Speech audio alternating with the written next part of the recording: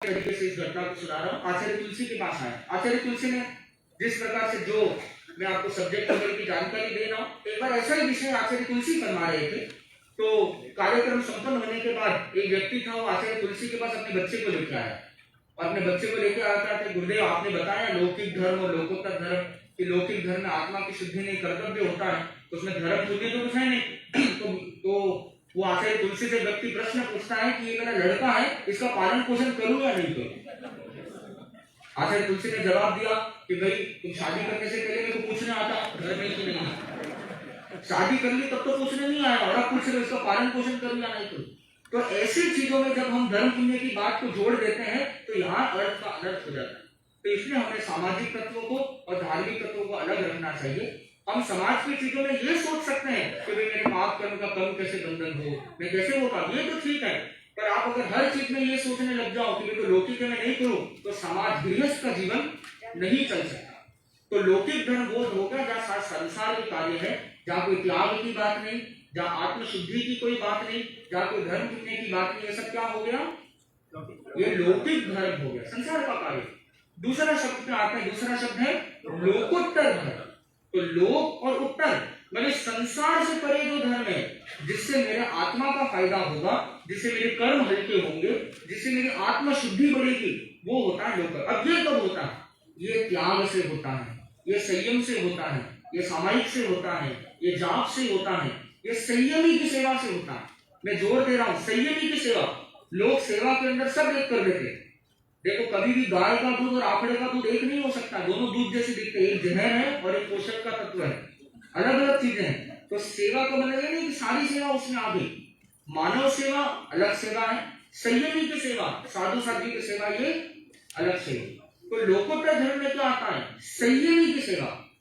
अब आप प्रश्न पूछ रहे हो कि महाराज हमारा दान तो दान होता है, सेवा तो सेवा होती है, इसमें क्या फर्क पड़ता है कि हम साधु साध्वी को दें या जरूरतमंद को? तो देखो फर्क ये पड़ता है, संस्कृत में एक श्लोक आता है कि पात्रा पात्र विधे दोस्ती भेदुपन्न गयोरिव त्रिनाथ संजायते क्षीरम क्षीरात संजायते विषम। गाय को क्या खिलाया जाता है? चारा। गाय वापस क्या देती है? सांप को क्या खिलाया जाता है? सांप क्या देती है वापस?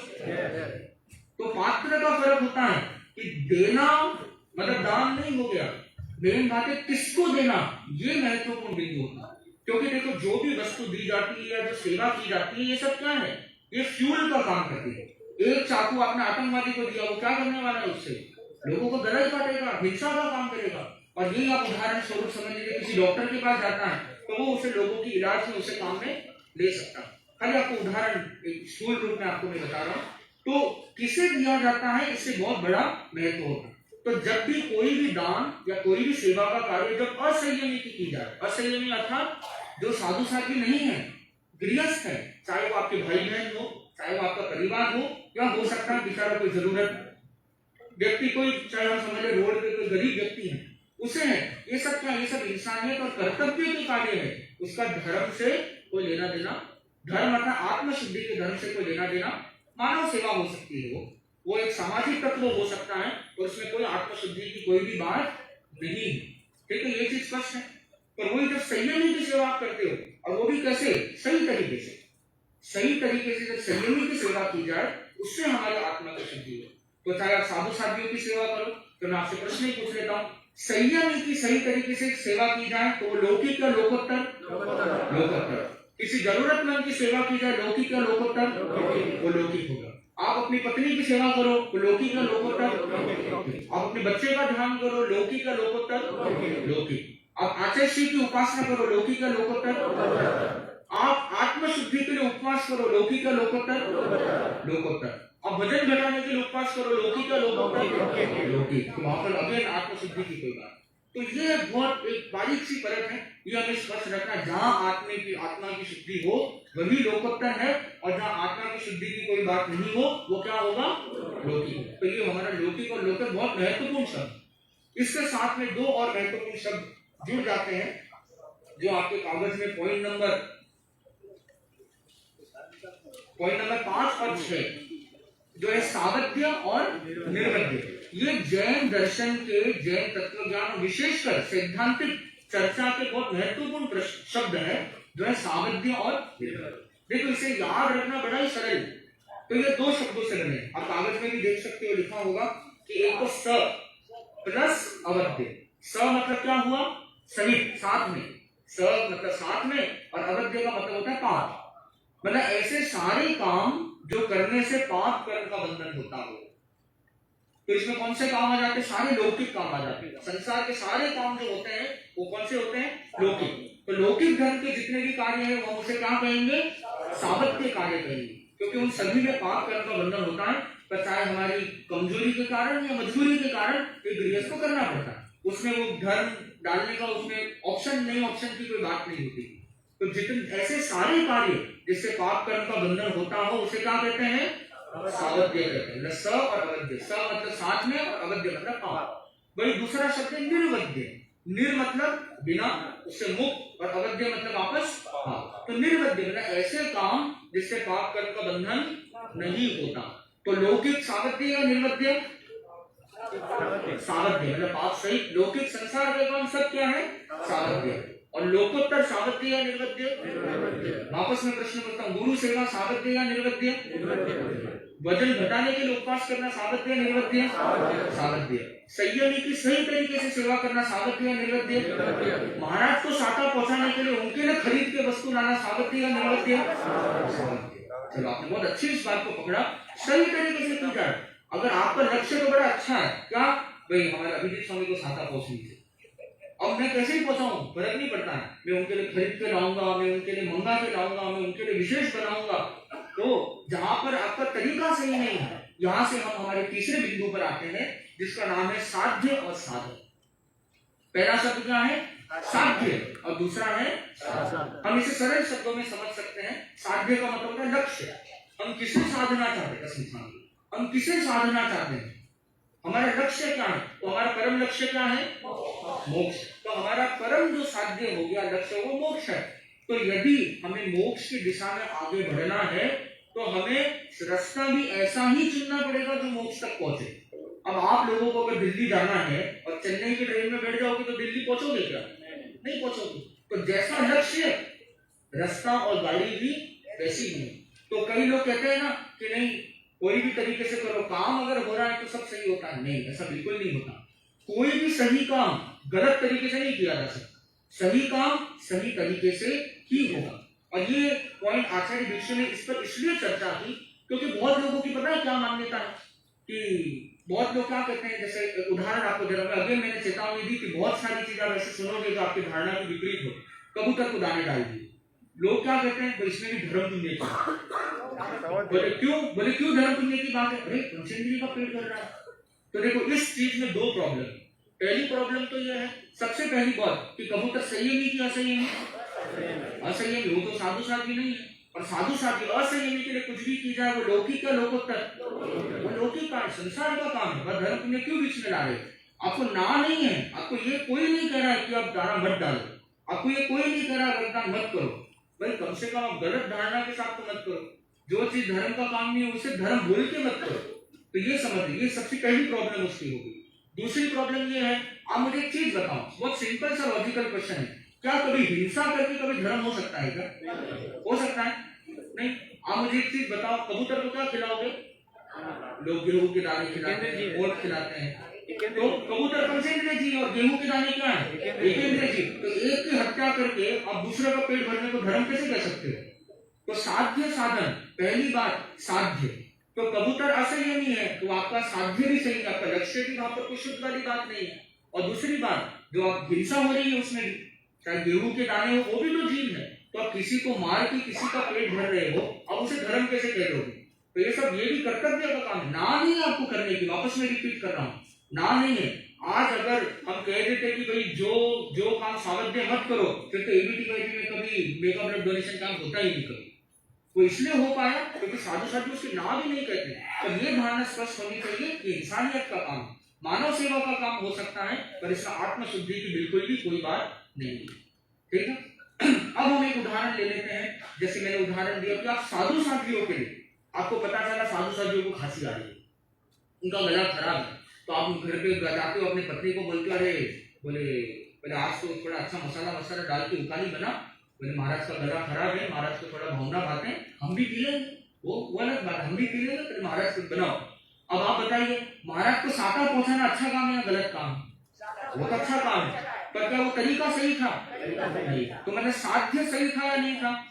साध्य तो अच्छा था, महाराज को साका पहुंचाने, पर साधन वो गलत।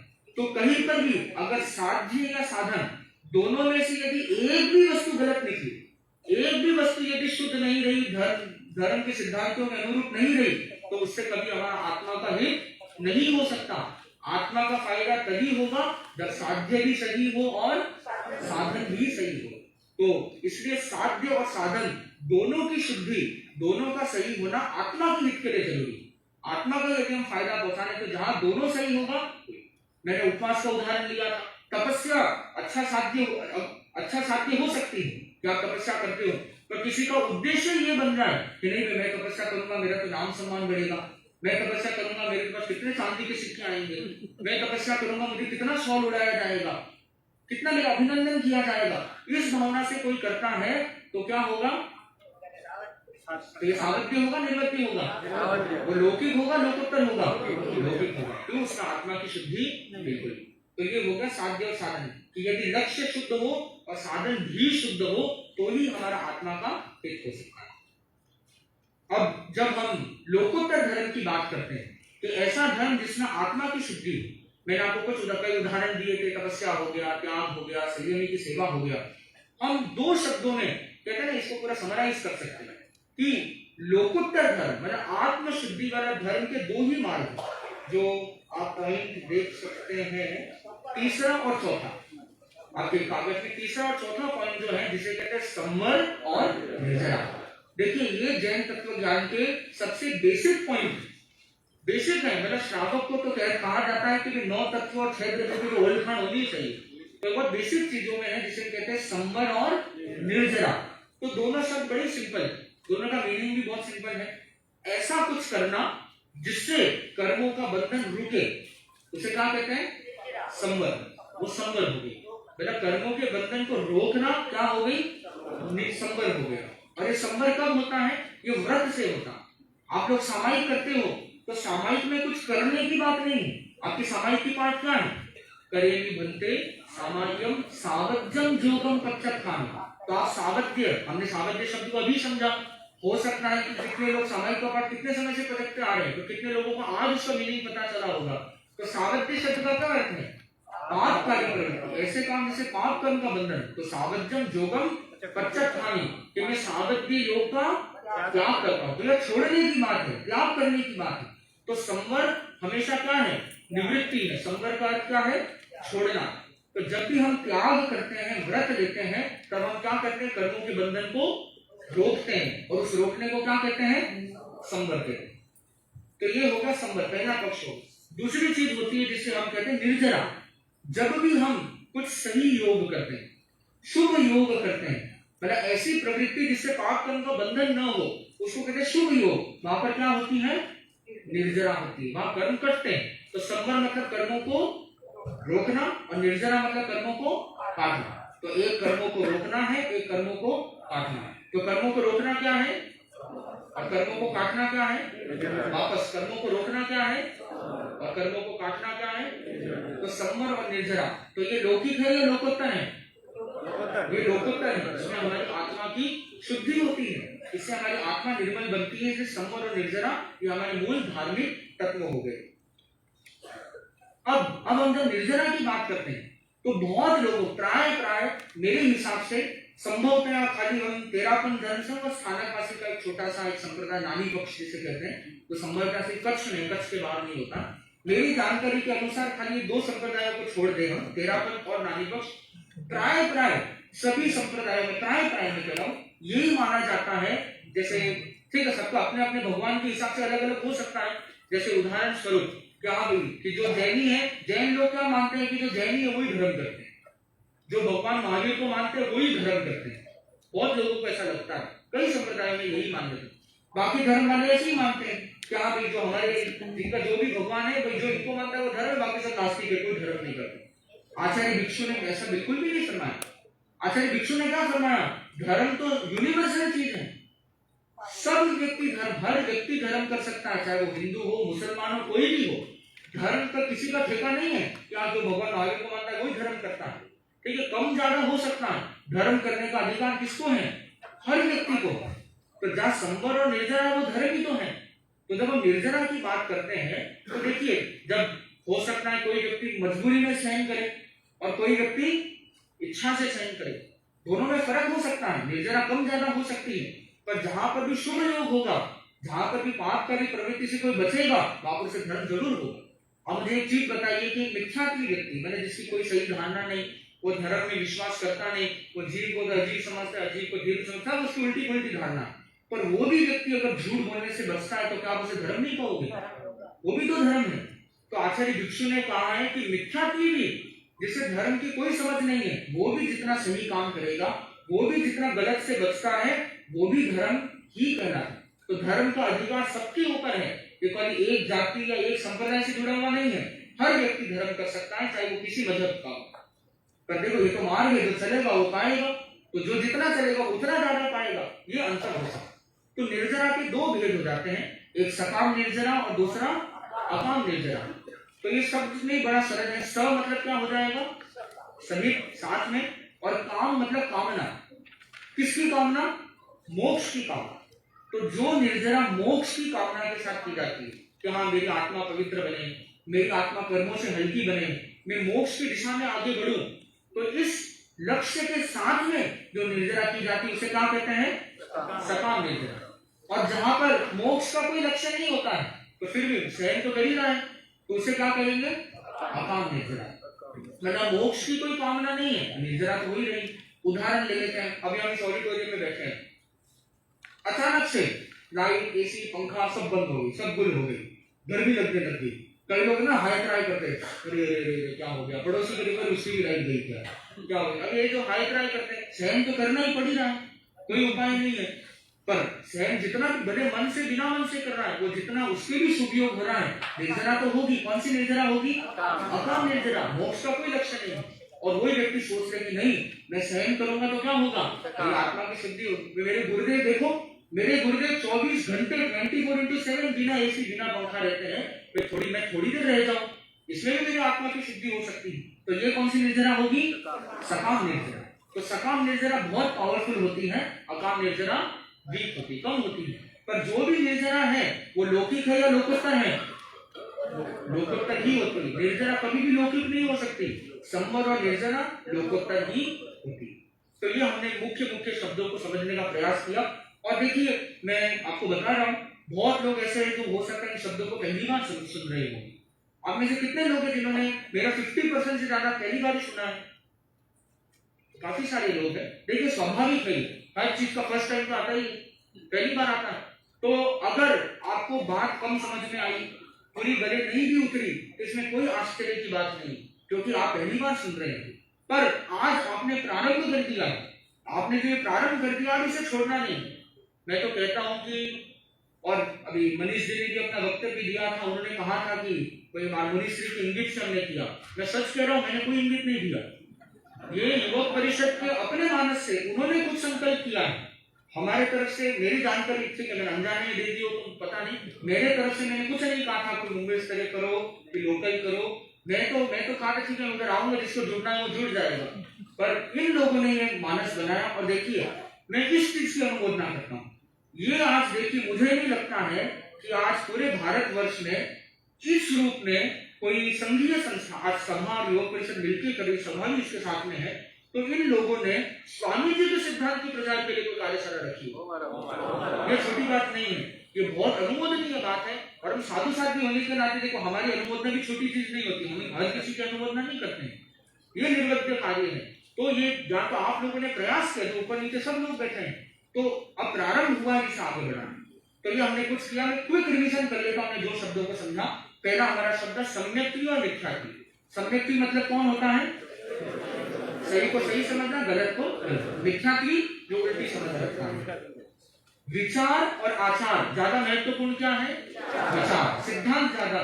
अगर किसी के विचार गलत है और वो कितना ही आचार पर लेकर फायदा होगा नहीं होगा। तो सिद्धांत की शुद्धता बहुत जरूरत होती है। लौकिक धर्म और लोकोत्तर धर्म। आत्मा की शुद्धि किसमें है? लोकोत्तर धर्म में है। आत्मा का फायदा किसमें होगा? संसारिक कार्य क्या होते हैं? लौकिक होते हैं। क्या संसारिक कार्य में आत्मा का फायदा होता है? नहीं होता। तो वो किस लिए किए जाते हैं? दायित्व समझ के, इंसानियत समझ के, दायित्व समझ के इसलिए किए जाते हैं। उसमें आत्मा की कोई शुद्धि नहीं होती। लोकोत्तर धर्म के कौन से भेद हैं? संवर और निर्जरा। संवर और निर्जरा लोकोत्तर धर्म के भेद हो गए। संवर मतलब कर्म रोकना और निर्जरा मतलब कर्म काटना। सकाम निर्जरा मतलब मोक्ष की कामना के साथ करे वो सकाम निर्जरा, और बिना मोक्ष की कामना करे वो सावध्य अर्थात पाप सही। जिस ऐसा काम जिससे पाप का बंधन हो, सावध्य मतलब पाप साथ में, और निर्वध्य मतलब पाप। तो साधु साध्वी की सेवा करना सावध्य निर्वध्य? निर्वध्य। गलत तरीके से सेवा करे तो ठीक। अब हम हमारे फिर हम अगले विषय, हमारे तो महत्वपूर्ण बहुत विषय है और मुझे लगता है कि आपके से बड़ा आनंद भी आएगा, वो है अहिंसा और दया का विषय। इस विषय पे लोगों की बहुत भ्रांति है। हम हालांकि स्कूट में इसकी थोड़ी चर्चा कर चुके हैं हम पिछले समय में। तो अहिंसा का सिद्धांत जैन धर्म का, और आचार्य भिक्षु ने जो आगमों से लेकर तो उसकी कहते हैं उसका जो विश्लेषण किया वो बड़ा यूनिक है। तो पहली बात तो क्या है, देखो वापस में बताता हूँ कि समाज के सिद्धांत और धार्मिक सिद्धांत अलग अलग चलते हैं। दोनों कई बार तो उल्टे चलते हैं। आज जैसे हालांकि समाज के सिद्धांत बदलते रहते हैं। आज से जब पुराने राजा महाराजाओं की बात अगर देखें तो पुराने राजाओं के समय में जब कोई बड़ा काम किया जाता था, क्या भाई बड़ा महल बनाना है या कोई बहुत बड़ा विशाल काम करना है, तो बलि चढ़ाई जाती थी। पहले किसकी बलि चढ़ाई जाती थी? इंसानों की बलि चढ़ाई जाती थी। ऐसे बच्चों को ढूंढा जाता था कि इसमें 32 गुण हैं, अच्छे हैं, तो भी बच्चों की बलि चढ़ाई जाती थी। उस समय में समाज इसको गलत नहीं मानता था। आज लेकिन समाज इसको गलत मानता है। जब इंसानों की बंद हुई तो जानवरों की बलि चलती, हजारों साल तक चली, उसे कोई गलत मानता था। पर आज वापस समाज में परिवर्तन आया और आज भारत के तो संभवतः हर राज्य में कम से कम बड़े जानवरों की बलि तो मतलब गाय भैंस आदि बड़ी पशुओं की बलि पे संभवतः मेरी जानकारी के अनुसार बैन लग चुका है। तो समाज की विचारधारा बदलते जाते, कब वापस चालू भी हो जाए हम नहीं जानते।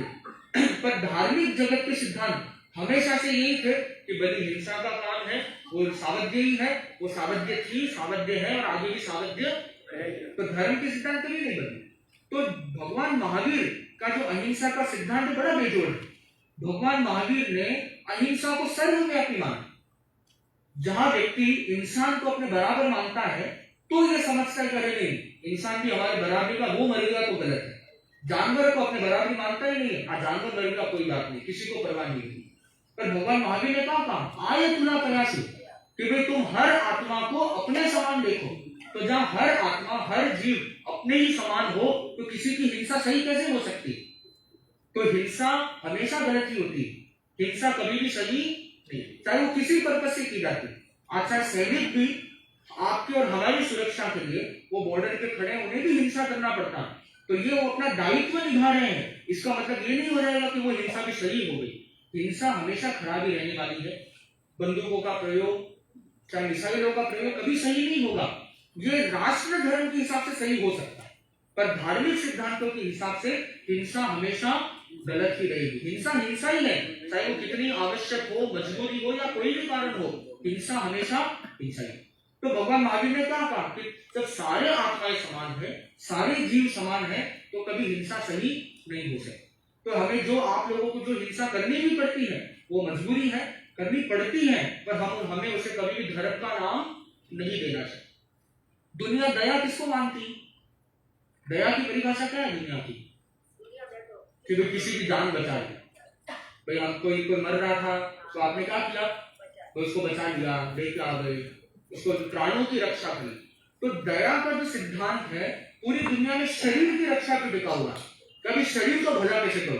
बीमार है दवाई दे दो, कपड़े नहीं है कपड़े दे दो, मर रहा है जान बचा लिया। तो ये सब शरीर की रक्षा है। तो समझने की बात यह है कि शरीर की रक्षा बिना राग द्वेष कर ही नहीं सकते। आज आप मुझे चीज बताओ कैसे नहीं कर सकते बिना राग द्वेष? अब एक उदाहरण ले लेते हैं। आपको भूख लगी तो आपको अपने शरीर चलाने के लिए खाना खाना पड़ेगा। अब आप खाना बनाओगे उसमें हिंसा होगी या नहीं होगी? ठीक, तो आपने अपने प्रति तो राग किया, मेरे को इस शरीर को बचाना है, पर जो सब्जी आदि आपको काटनी पड़ी वो भी तो हिंसा ही है, तो उनके प्रति द्वेष हो गया। तो शरीर की रक्षा कभी भी बिना राग द्वेष के संभव है ही नहीं, और जहां राग द्वेष होगी क्या धर्म हो सकता है? नहीं हो सकता। तो ये दया दया है ही नहीं, ये वास्तविक दया नहीं, और फिर भी हम इसे दया कह रहे, तो ये सावध्य दया होगी या निर्वध्य दया होगी? सावध्य। जहां राग द्वेष जुड़ जाए, जहां हिंसा जुड़ जाए, वो कभी भी निर्वध्य दया, वो सावध्य दया हो, मतलब ऐसी दया जिसमें होगा तो पाप कर्म का ही बंधन होगा। अब ये तो शरीर रक्षा होगी। अब धार्मिक सिद्धांत क्या है? धार्मिक सिद्धांत शरीर रक्षा से ऊपर है, वो आत्मा की रक्षा कर रहे हैं। अगर वास्तव में आपके तो किसी की पर आपकी तरस आती है, आप उसके आत्मा को पाप कर्म से बचाओ, वो होगी आत्मा रक्षा, और वहां पर हम वास्तविक दया कर सकते। बहुत अच्छा है, आपको सुंदर सा उदाहरण बताता हूँ कि ये 2 उंगलियां हैं, ठीक, 2 उंगली, ये है कसाई। कसाई का मतलब तो पता है आपको? जो जानवर कतल खाने में जानवर को काटने आदि का काम करते, ये कसाई। और ये बकरा है, कौन मारेगा? कसाई मारेगा। मरेगा कौन? बकरा मरेगा। पाप कर्म का बंधन किसके? कसाई के। किसकी आत्मा डूबने वाली है? कसाई की। पर लोग बचाने किसको जाते हैं? बकरे को। बचाना चाहिए किसको? कसाई को। फंडामेंटल मिस्टेक है। किसको बचाने जा रहे? आप एक बकरी को बचाओगे, दूसरा बकरा लेके आएगा, दूसरे को बचाओ, तीसरा लेके आएगा, तो दया कब होगी? कसाई को समझाओ क्योंकि इससे तेरे आत्मा का नुकसान है। अगेन एक और पॉइंट इसमें जोड़ना चाहूंगा। आप सरकार के पास जाते हो, बीएमसी के पास जाते हो, देवेंद्र फडणवीस के पास जाते हो, कहते हो कमीशन में 8 दिन बैन लगा दो। जबरदस्ती में कभी धर्म नहीं होता है। आपको क्या लगता है? अब जबरदस्ती बैन लगवा के धर्म करवा सकते हो? गलती। और इसका प्रमाण क्या? इसका प्रमाण क्या है? काल सोपरी कसाई। भगवान महावीर के समय में जब राजा श्रेणी को पता चला वो मर के नरक में जाने वाला है, मर के नरक में जाएगा, तो भगवान महावीर ने क्या कहा? भाई नरक एक बार आयुष्य कर्म का बंधन हो गया, टल नहीं सकता, तो फिर वो बहुत आगे नहीं मुझे कुछ तो बोला भगवान ने, कुछ तो करो। भगवान महावीर जानते थे असंभव है, फिर भी भगवान महावीर ने 3 काम दिए, तो तुम 3 में से एक भी कर लो तो तेरी नरक टल जाएगा। उसमें से एक काम क्या था? ये काल सोकरी करके उस समय का बहुत प्रख्यात कसाई था जो रोज के 500 भैंस मारता था, रोज के। तुम एक दिन उसकी हिंसा छुड़वा दो, तुम्हारी नरक टल जाएगी। राजा ये तो बड़ा आसान काम है, राजा हूं, ये तो आराम से कर सकता हूँ। गया कसाई के पास, कसाई को कहा कि भाई तू एक दिन 500 भैंस मत मार। बोले नहीं राजा जी, मैं तो जरूर मारूंगा, मेरा नियम है, मैं नहीं छोड़ूंगा एक दिन। बोले ठीक है, देखो मैं अपना सारा धर्म दे देता हूँ। बोले तो भी नहीं छोड़ूंगा, मेरा राज्य दे देता हूँ, तो भी नहीं छोड़ूंगा। तो गुस्से में आके उसको सूखे कुएं में डलवा दिया। सूखे कुएं में डलवा दिया, वहां कैसे भैंस मारेगा? 24 घंटा रखा, फिर उसे निकाल दिया। बड़ा खुश हुआ, प्रसन्न होकर भगवान महावीर के पास गया, भगवान अब तो मेरी नरक टल गई। भगवान महावीर ने कहा नहीं। बोले क्यों? बोले काल सोकरी कसाई ने उस कुएं के अंदर गीली मिट्टी से एक एक भैंस बना के उसे 500 मारे। अब बताइए भैंस कितने मरे? एक भी नहीं। वो तो कुएं में था, भैंस एक भी नहीं मरा। पर हिंसा हुई या नहीं हुई? हिंसा हुई। इसलिए हिंसा का किसी के मरने या नहीं मरने से कोई लेना देना नहीं है। भावों में हिंसा है तो हिंसा है, कोई मरे या नहीं मरे। किसी ने किसी को मारने के लिए बंदूक चला दी, अब उसका भाग्य सामने वाला नहीं मरा, पर हिंसा तो हो गई क्योंकि वो मारना चाहता था। तो मारने की क्रिया हिंसा है, किसी का मरना हिंसा या हिंसा नहीं है। अगर आप में मारने के भाव है तो हिंसा होगी, सामने जीव मरे या ना मरे, हिंसा हो गई। और अहिंसा क्या है? किसी को बचाना हिंसा नहीं, हिंसा का त्याग करना। तो अगर आप ये संकल्प करते हो कि मेरा पंचमी के जीव को मारने का त्याग है, तो ये अहिंसा होगी। तो इसलिए बहुत लोग कंफ्यूज हो जाते हैं कि बचाने और नहीं मारने में क्या फर्क है। बचाना राग द्वेष का काम है, और नहीं मारना ये त्याग, ये अहिंसा है। तो क्या मारने का त्याग करना है। तो ये स्वामी जी के दया और अहिंसा का कंसेप्ट हो गया। जहां हिंसा को छोड़े वो अहिंसा होगी, हिंसा का त्याग करना अहिंसा होगा। और दया राग द्वेष है, वहां वो वास्तविक दया नहीं है। वास्तविक दया है जहां किसी का आत्मा की रक्षा का बात करें, उसको पाप करने से उसकी आत्मा को बचाएंगे। और मेरे वक्तव्य का जब आखिरी पॉइंट जो आ जाता है वो है द्रव्य पूजा और भाव पूजा। ये भी बहुत बड़ा महत्वपूर्ण पॉइंट है। और हो सकता है आप में से कोई व्यक्ति प्रायिकता के साथ तेरापंथी होंगे और भी कोई होंगे। तो देखिए मैं कहता हूं कि मैं जो कहने जा रहा हूं ये भगवान महावीर के सिद्धांत है, ये मेरे या तेरापन धर्म सिंह के सिद्धांत नहीं है। तो मैं तो कहता हूँ ये हर व्यक्ति को सुनना चाहिए, वो किसी संप्रदाय का। हम बात कर रहे हैं अब द्रव्य पूजा और भाव पूजा। द्रव्य पूजा क्या होती है? जहां पर हम दिया, अगरबत्ती, फल, फूल, ये सब चढ़ावा, दिलाना, पानी, ऐसे ये सारी क्या होती है? द्रव्य पूजा। और भाव पूजा क्या होती है? स्तुति करना, गुणगान करना। भक्तामर स्तोत्र क्या है? वो भगवान ऋषभ देव की भाव पूजा। कल्याण मंदिर स्तोत्र क्या है? ये भगवान पार्श्वनाथ की भाव पूजा है। हम जब गुरु वंदना करते हैं तब क्या करते हैं? भाव पूजा करते हैं। तो ये चढ़ावा आदि का ये सब क्या है? द्रव्य पूजा। हमने अभी तो चर्चा की जहां हिंसा होती हो क्या धर्म हो सकता है? फिर अगर आप भगवान के नाम पर फूल चढ़ाओ, फल चढ़ाओ, दिया करो, अगरबत्ती करो, ये भी तो जीव ही है। और बाकी तो देखो, मैं आगमों में ऐसा एक भी प्रमाण नहीं है जहाँ ये लिखा हो कि भाई आप भगवान की मूर्ति की पूजा करने से धर्म होगा। पहली बात। और ये खाली जैन धर्म नहीं, प्राय दुनिया के किसी धर्म में ये नहीं माना गया। अब हिंदू धर्म की बात करो, यजुर्वेद में लिखा हुआ है न तस्य प्रतिमा अस्ति यस्य नाम महद्देश। भगवान की मूर्ति हो ही नहीं सकती। तो कोई भी धार्मिक शास्त्र इस चीज की पूर्ण सम्मति नहीं देता है। कोई भी धार्मिक शास्त्र, न मुसलमानों में मूर्ति का सिस्टम है, न क्रिश्चियंस में मूर्ति का सिस्टम। तो ये वास्तविक पुरातन परंपरा में तो ये रहा ही नहीं, क्योंकि कहीं ना कहीं सभी मानते हैं पूजा किसकी होनी चाहिए? गुणों की पूजा होनी चाहिए, आकार की। मुझे उदाहरण, आप में से ऐसा कोई व्यक्ति है जिसका नाम महावीर, श्रेयांश, तीर्थंकर के नाम पे कैसा कोई नाम है? क्या नाम है आपका? महावीर नाम। अगर इनका नाम महावीर है, क्या इनकी मैं पूजा चालू करूं? क्यों नहीं कर सकता मैं इनकी पूजा? इनका नाम महावीर है, पर महावीर जैसे गुण हो ये जरूरी, पर आपको लेना है वैसा गुण करना है। तो इसमें गुणों की, अगर कोई व्यक्ति सेम आचार्य श्री जैसा देखता है, क्या मैं उसे गुरु मान लूं? क्यों? गुण नहीं। तो बात तो मूल गुण की है। तो पूजा वही करो जहां गुण हो। अगर किसी मूर्ति में भी अगर केवल ज्ञान हो, केवल दर्शन हो, प्रवचन देते हो, उनका समवसन हो, गंधर्व हो, शिष्य संपदा हो, तो मैं भी उसकी पूजा करने को तैयार। पर जब गुण नहीं दिखे, बाकी पूजा कैसे करें? और वो भी ऐसी पूजा जब हिंसा जुड़ी हुई हो, वो तो बिल्कुल भी बर्दाश्त नहीं। तो आप श्रावक श्राविकाओं को भी ये ध्यान देना चाहिए कि जो चीज सही नहीं है, आप उस चीज को क्यों करते हो? आपके आत्मा का उसमें कोई हित नहीं होने वाला है, ना आज ना कल। तो ये हमारे आगम के सिद्धांत है, ये शुद्ध सिद्धांत है। तो हमें ये हमारे विश्वास को स्थिर रखना है। और भी आपका सिद्धांत आप गहराई से जानना चाहते हो, साधु साधु की सेवा करो, आप चर्चा करो। खाली मैं कह रहा हूं इसलिए मत मानो।